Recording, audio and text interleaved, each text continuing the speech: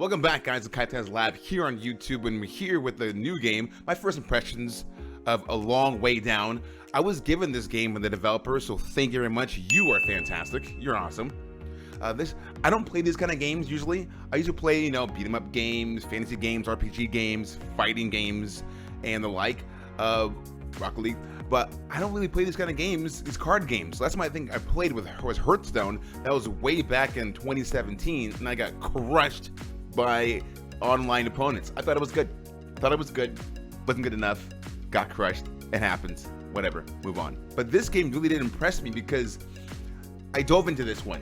I was like, you know what? I don't really play these kind of games. Let's try this game out. Let's see if I understand it. I did play games similar to this, and they were a little too wordy, a little too complicated. And I thought, oh God, here we go again. It's going to be too wordy, probably too much to absorb at one time, too much information. But it was very simple. It was very simple. The menu screen was simple, had a little question mark, you press it, everything was labeled right there. You saw what you needed to do, you saw what your cards were, from common to legendary. The layout was very unique. If you like Slay the Spire or games like Darkest Dungeon, you will love this game. Or you will dread it because, making the wrong move means you die and everything is gone. Yes, in this game the main character is Sam, and Sam is dead. Yes, Sam is dead, but he's in the underground fighting through all these demons of the dead. And these demons can be pretty interesting, pretty simple to just fend off, to very damn difficult. Even for the very beginning of the game, you feel like, oh, it'll be easy on me. No, it's not easy on you. This game does not go easy on you. You gotta learn fast, but it's easy to learn in this game. They'll tell you everything. The tutorial itself is a pretty much throw you in the fire, see if you burn kind of thing, and you will burn many times. So like Darkest Dungeon and Slay the Spire, Hand of Fate, those kind of games, this is a roguelike deck building action RPG game. Like Darkest Dungeon, when your character dies, she's gone for good. And this game, you can go through this whole map, one level, collect all these cool things, a nice helmet, a nice chest piece, some cool swords or a cool wand, everything, all those nice slabs I'll talk about later on. And if you die, which is 0, you're gone, and all your stuff you collected there disappeared. Gone. Poof. Do it again. So this game really encourages you to be very strategic. And the layout of the map is pretty cool too. So it's not just like go to the next level, fight the next difficult enemies, and try your best to survive and build your deck the way you want to build it. That is part of it. But the cool thing about this game is that when you go on the map, you'll see these stacks of slabs, and the slabs are used to get across certain areas all the way down to the end. And of course, there's objectives in the upper left-hand corner that you can complete to get some bonus items on your way into the end of the round. Like one of them is slay the big monster, kill these 6 monsters, to open a chest, don't open the chest, don't go to bonfire, or go to 3 bonfires. It is pretty tricky too. If you try to do every single thing that you're asked to get extra, it's almost like a gamble.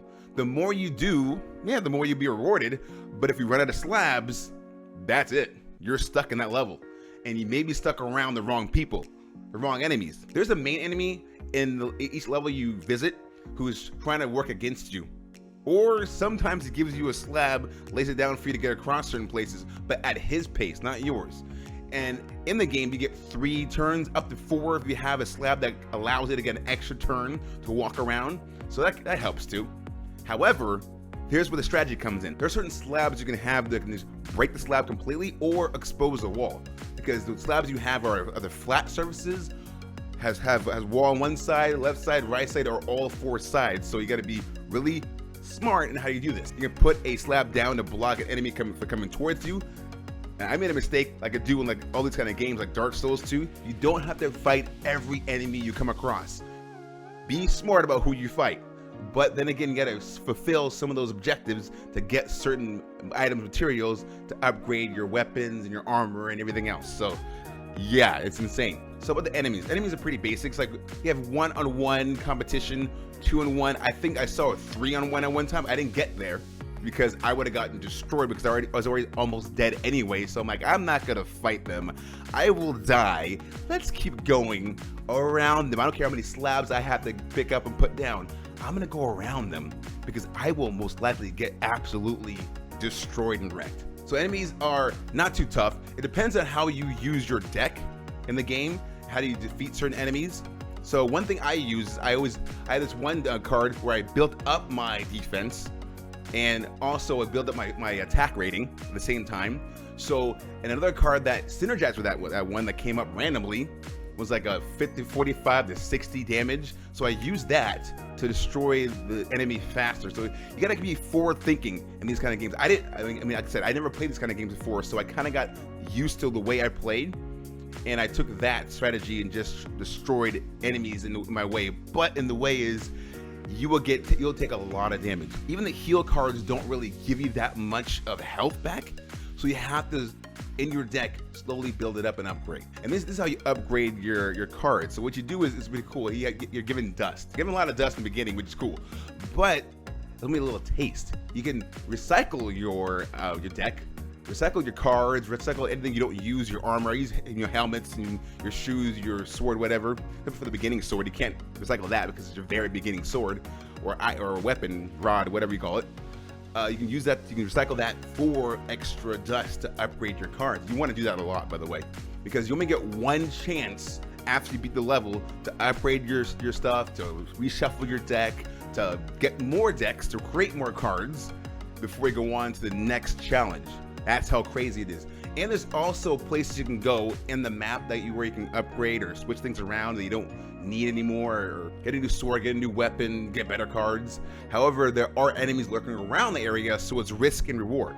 Every time you go on the map, it's risk and reward. What do you want to risk?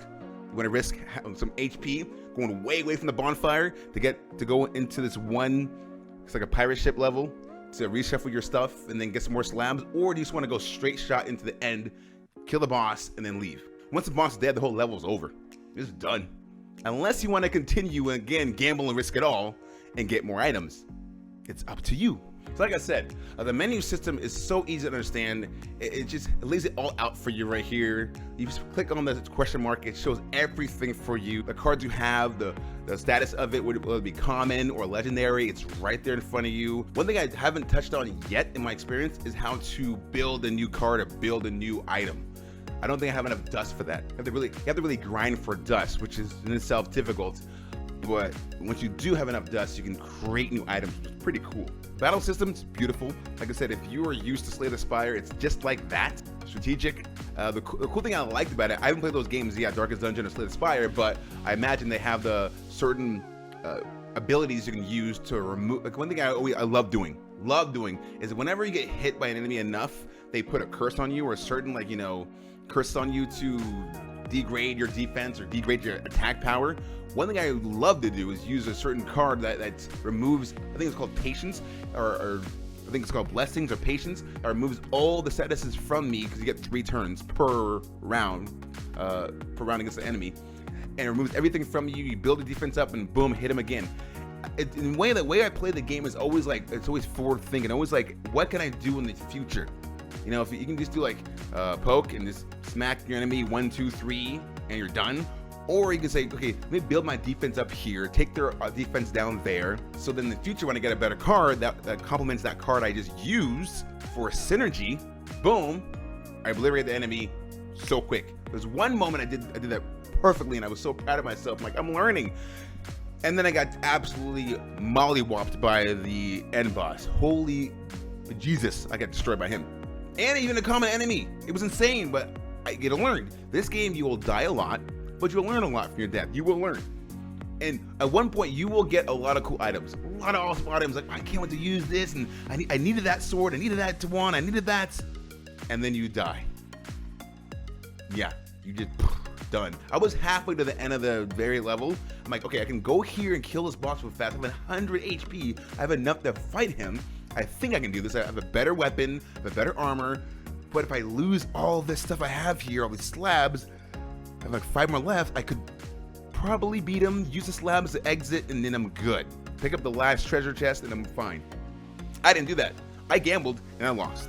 That's the way of a long way down. It is a long way down. A long way back up again, too. He'll smack you all the way down. All the long way down to get you back up again. That's how it is. It's a game. The learning curve of this game, I think, is about a half an hour or so. It's not too bad. I'm a noob.